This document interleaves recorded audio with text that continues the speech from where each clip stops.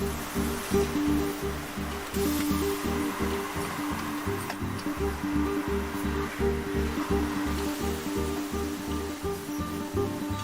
365 jours par an, jour et nuit, le sable se transforme en verre. La recherche ne s'arrête jamais, car au fil des siècles, les machines ont pris le relais des hommes. La production des verriers est devenue infime. La tuile ou le carreau de verre ont alors fait vivre l'entreprise. Le carreau métro, remis au goût du jour, en est un des symboles. En 2017, on a eu l'opportunité de revisiter ce carreau métro, qui a une dimension de 15 cm par 7,5, qui était fait avec un biseau, et avec des architectes parisiens pour refaire toute la station de Châtelet-Les Halles, qui est la plus grande station de métro du monde. On a eu l'opportunité donc de décrocher ce marché très important de plus d'1 million de carreaux de verre, et c'est un carreau revisité.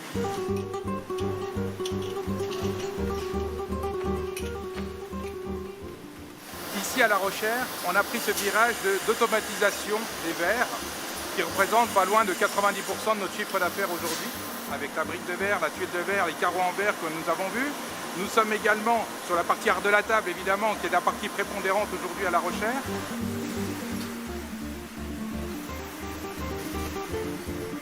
La partie verrerie d'art est conservée pour son savoir-faire.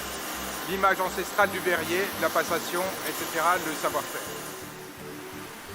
Une image et une réputation largement méritées, à la hauteur du savoir-faire des verriers, auquel l'entreprise fait aussi appel pour des commandes spéciales, à la demande du restaurant étoilé La Pyramide à Vienne.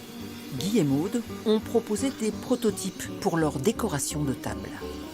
Le client est venu nous voir avec toute son équipe, ils ont fermé leur restaurant, ils sont montés à une vingtaine de personnes, toute l'équipe du restaurant La Pyramide, et ils sont venus en source d'inspiration à La Rochère, sans idée préconçue au départ. Ça a été un grand moment, c'est un moment intense d'échange, je veux dire de convivialité. Les idées sont parties un petit peu dans tous les sens.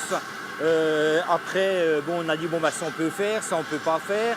On avait une base sur les couleurs. Il nous avait dit qu'il voulait du jaune et du noir, principalement parce que ce sont les couleurs de son restaurant.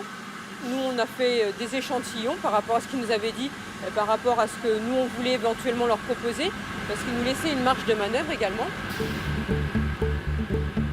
Parce qu'à la limite, à ce moment-là, il ne faudrait presque pas souffler celle-là pour qu'on ait vraiment de la bonne.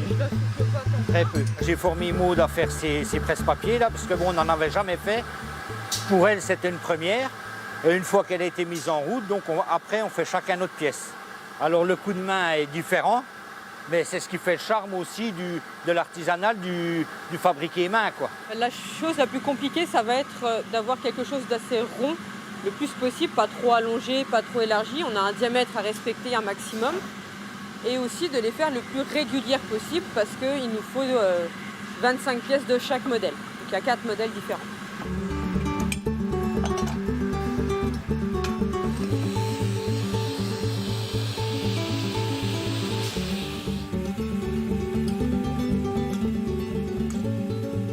Franchement, c'est la classe, ouais, on est fiers. Et puis après, je pense que M. Henri Roux nous enverra des photos et tout ça. Donc pour nous, c'est génial de voir nos pièces dans un tel restaurant, classé au guide Michelin. Donc en plus, voilà, quoi, pour nous, c'est super.